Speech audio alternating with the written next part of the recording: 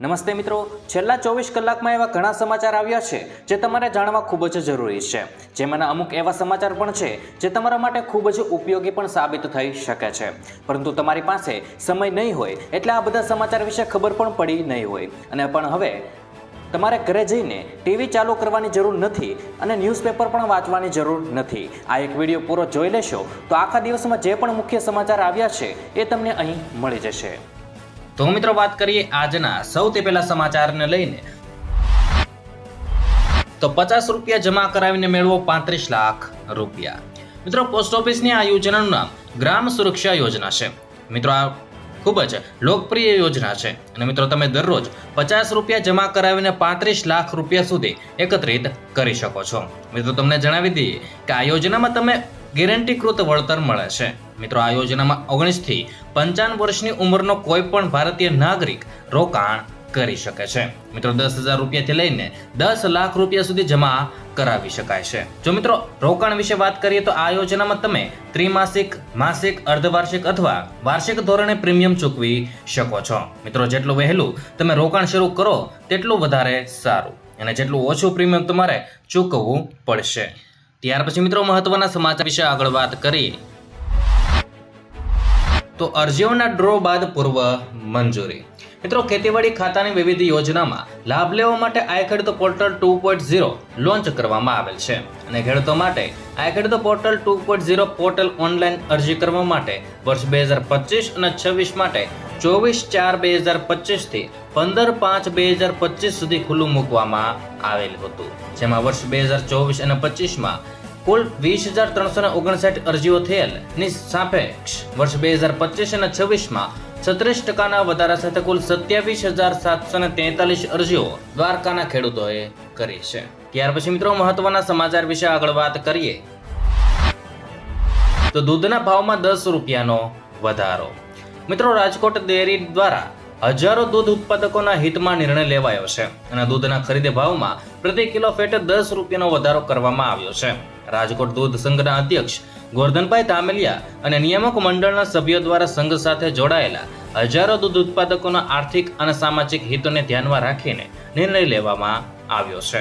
મિત્રો, રાજકોટ દૂધ સંઘના અધ્યક્ષ ગોરધનભાઈ ધામેલિયા તથા નિયામક મંડળીના સભ્યો દ્વારા સંઘ સાથે જોડાયેલા ઉત્પાદકોના હિતોને ધ્યાનમાં રાખીને આ મહત્વપૂર્ણ નિર્ણય લેવામાં આવ્યો છે। ત્યાર પછી મિત્રો મહત્વના સમાચાર વિશે આગળ વાત કરીએ તો નવી આગાહી કારની મોટી આગાહી।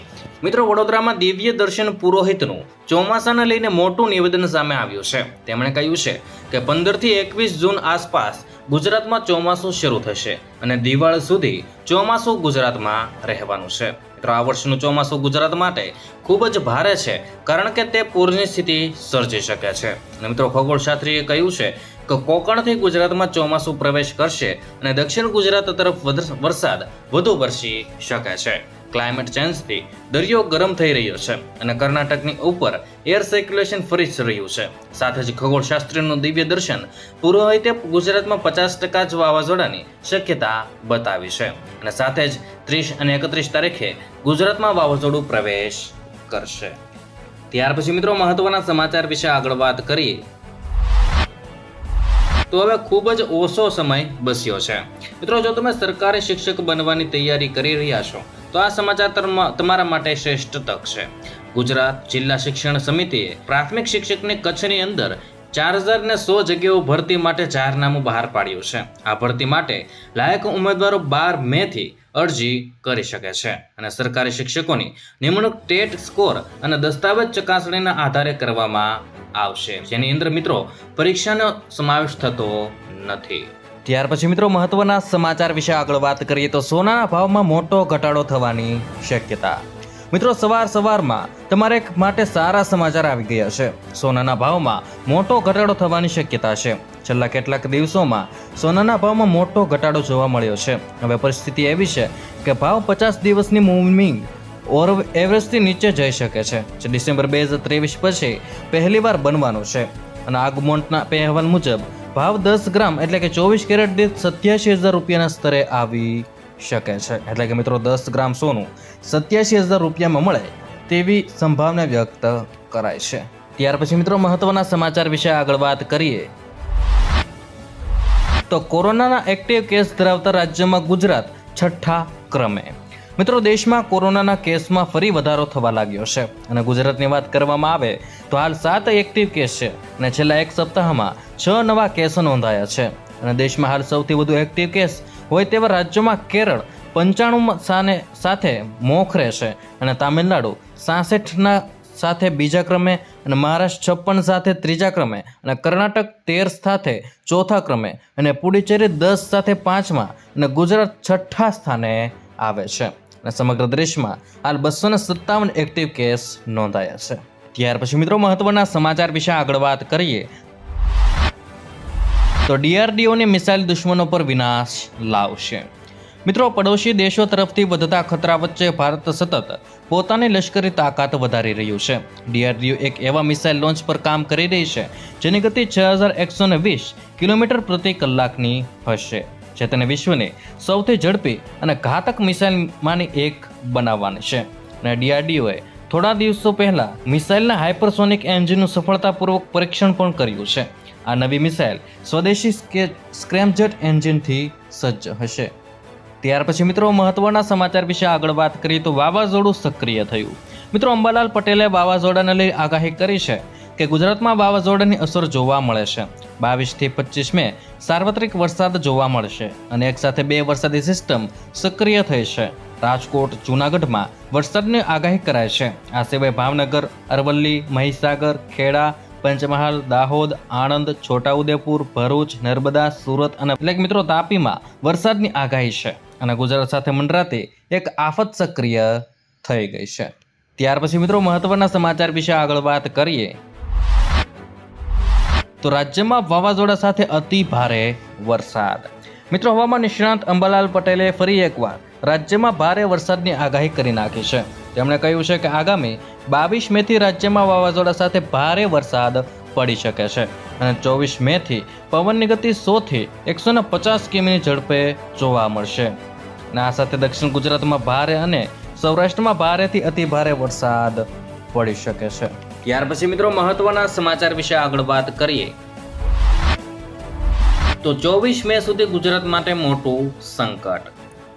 મિત્રો, આગામી સમયમાં ગુજરાતમાં વાવાઝોડાના એંધાણ દેખાઈ રહ્યા છે. તેવામાં IDMના જણાવ્યા અનુસાર આગામી દિવસો ગુજરાત માટે ભારે બની શકે છે, જેમાં 22 થી 24 મે ગુજરાતમાં વાવાઝોડું ત્રાટકી શકે છે. આ સમયગાળામાં ભારે વરસાદની આગાહી કરવામાં આવી છે અને IDM વૈજ્ઞાનિક નરેશ કુમારની આગાહી અનુસાર ગુજરાતમાં 2 ઇંચ વરસાદની સંભાવના છે. તેમજ વાવાઝોડું ગુજરાતના ટચ કરીને પસાર થશે અને કેરળમાં 25 મે પહેલા ચોમાસું બેસી જશે. ત્યાર પછી મિત્રો આગળ વાત કરીએ તો 2 કલાકમાં 1000 મકાન તોડી પડાયા. મિત્રો, અમદાવાદના ચંડોળા તળાવ વિસ્તારમાં વહેલી સવારે ફેઝ 2 ડિમોલિશન અભિયાન શરૂ થયું છે. માત્ર 2 કલાકમાં 1000થી વધુ કાચા અને પાકા મકાનોને જમીનદોસ્ત કરી દેવામાં આવ્યા છે. આશરે 100 મીટરના રસ્તા પર આવેલા તમામ દબાણો હટાવવામાં આવ્યા છે. ઘટના સ્થળે પોલીસ અધિકારીઓએ કડક બંદોબસ્ત વચ્ચે ફૂટ પેટ્રોલિંગ શરૂ કર્યું છે. ડિમોલિશન જોવા લોકોના ટોળા ઉમટી પડ્યા હતા અને બીજા તબક્કામાં છોટા તળાવની આસપાસના દબાણોને દૂર કરાયા છે. ત્યાર પછી મિત્રો મહત્વના સમાચાર વિશે આગળ વાત કરીએ તો ગુજરાતમાં CMOમાં 2 ફેરફાર. મિત્રો, ગુજરાતના મુખ્યમંત્રી ભૂપેન્દ્ર પટેલના સચિવ તરીકે કાર્યરત અવંતિકા સિંહને અધિક મુખ્ય સચિવ તરીકે પ્રમોશન અપાયું છે, જ્યારે મુખ્યમંત્રીના સચિવ તરીકે વિક્રાંત પાંડેની નિમણૂક કરવામાં આવી છે. વિક્રાંત પાંડે હાલ દિલ્હી ખાતે ગુજરાતના રેસિડેન્ટ કમિશનર તરીકે કાર્યરત છે અને જાન્યુઆરી મહિનામાં ચીફ સેક્રેટરી તરીકે મુખ્યમંત્રીના તત્કાલીન અધિક મુખ્ય સચિવ પંકજ જોશીની નિમણૂક કરવામાં આવતા જગ્યા પડી હતી. ત્યાર પછી મિત્રો આજની હવામાન આગાહી વિશે વાત કરી નાખીએ તો ગુજરાતમાં ફરી એકવાર વાવાઝોડું સંકટ ઘેરાયું છે. ગુજરાતમાં ત્રાટકી શકે છે મોટું વાવાઝોડું. આગાહીકાર અંબાલાલ પટેલે મોટી આગાહી કરી છે કારણ કે ગુજરાતના સમુદ્રમાં સાયક્લોનિક સર્ક્યુલેશન સિસ્ટમ એક્ટિવ થઈ ગઈ છે અને 21 મેએ સાયક્લોનિક સર્ક્યુલેશન સંભવ છે. કર્ણાટક કાંઠા પાસે સાયક્લોનિક સર્ક્યુલેશનની અસર જોવા મળશે. મિત્રો, હાલ 22 મેના આસપાસ મુંબઈથી ગોવા તરફ જે સિસ્ટમ બની રહી છે તે ધીરે ધીરે લો પ્રેશરના કારણે ચક્રાવાતમાં તબદીલ થઈ શકે છે. 24 મેથી 28 આસપાસ ભારે ચક્રાવાત દેશના પશ્ચિમ કિનારે છેક સરળતા કેરળથી ગુજરાત સુધી અસર કરશે. એક સ્પષ્ટ રેખા કેરળથી ગુજરાત સુધી બને છે, જેના કારણે પણ વરસાદ વરસી શકે છે અને વાવાઝોડાની સ્થિતિ વધારે આકર્ષિત રહેશે અને વાવાઝોડાનો માર અરબ દેશો તરફ જવાની શક્યતાઓ ઓછી છે. મિત્રો, ચક્રવાતની અસર ક્યાં થશે તેમ મિત્રો અંબાલાલ પટેલે કહ્યું છે કે મુંબઈ મહારાષ્ટ્રના ભાગોમાં 15 થી 20 ઇંચ વરસાદ ખાબકી શકે છે અને મુંબઈ મહારાષ્ટ્રના કેટલાક ભાગોમાં પૂરની સ્થિતિ રહી શકે છે.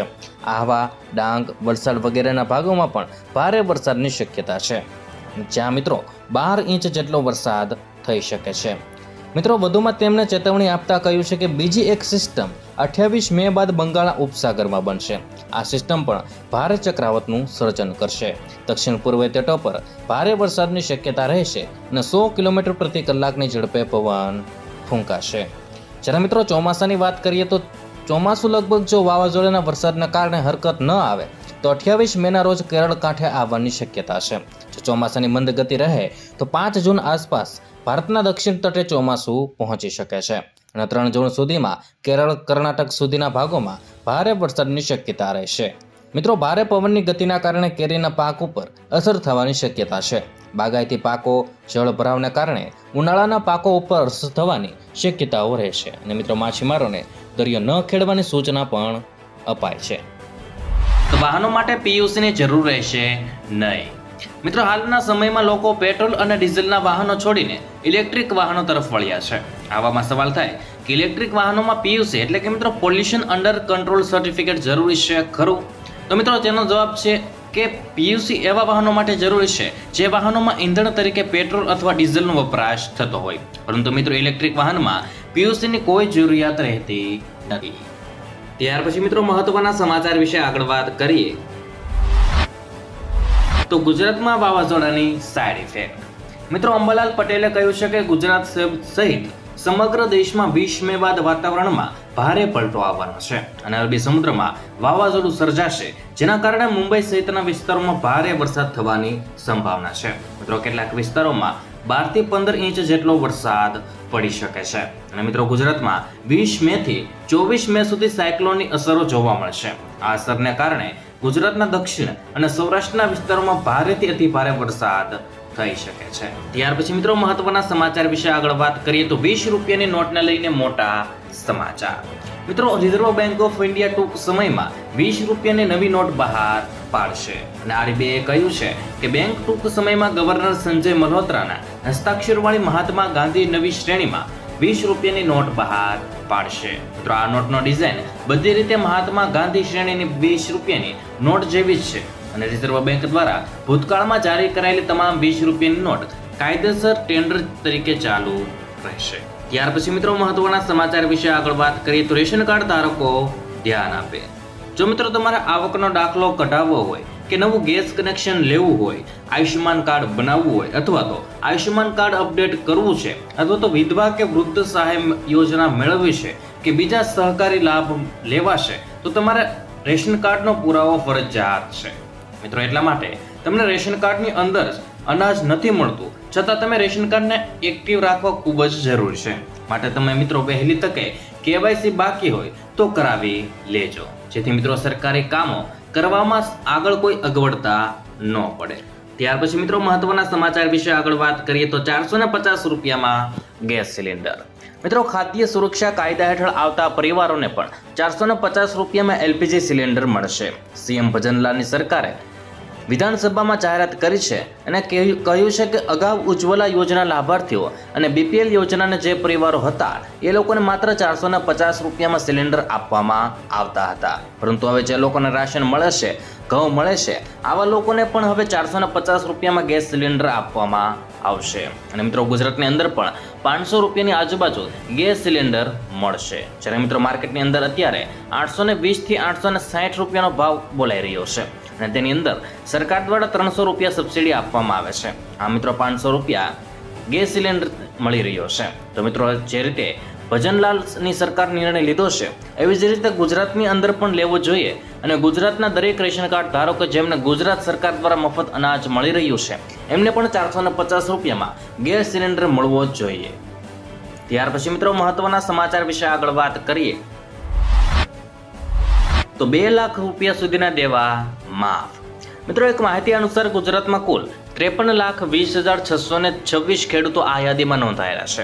તેમાંથી 37,28,639 ખેડૂતોએ 2022 અને 23 વર્ષ દરમિયાન એટલે કે મિત્રો 31મી જાન્યુઆરી 2023ની સ્થિતિ એટલે કે માત્ર 10 માસમાં કૃષિ માટે કુલ 98,285 કરોડની લોન લીધી છે. મિત્રો ભલે દરેક ખેડૂતોએ વધતા ઓછા પ્રમાણમાં લોન લીધી હોય, પરંતુ તેનો સીધો અર્થ એ થાય છે કે ગુજરાતના દરેક ખેડૂતોને માથે 2,63,595 રૂપિયાનું દેવું છે. આમ સતત વધતી મોંઘવારીના કારણે ખેડૂતો દિવસે ને દિવસે દેવાદાર બનતો જાય છે. જ્યારે તેલંગાણાની સરકારે ખેડૂતોને 1 લાખ રૂપિયા સુધીનું દેવું માફ કર્યું છે, જેના કારણે ગુજરાતમાં દેવા માફીનો મુદ્દો ફરી એકવાર ચર્ચાનો વિષય બન્યો છે. મિત્રો સરકાર ખેડૂતોના માત્ર 2 લાખ રૂપિયા સુધીનું દેવું માફ કરે તો પણ 90% ખેડૂતો દેવા મુક્ત થઈ શકે છે. મિત્રો ગુજરાતના લાખો ખેડૂતોને દેવાના ભારમાંથી મુક્તિ મળી શકે છે.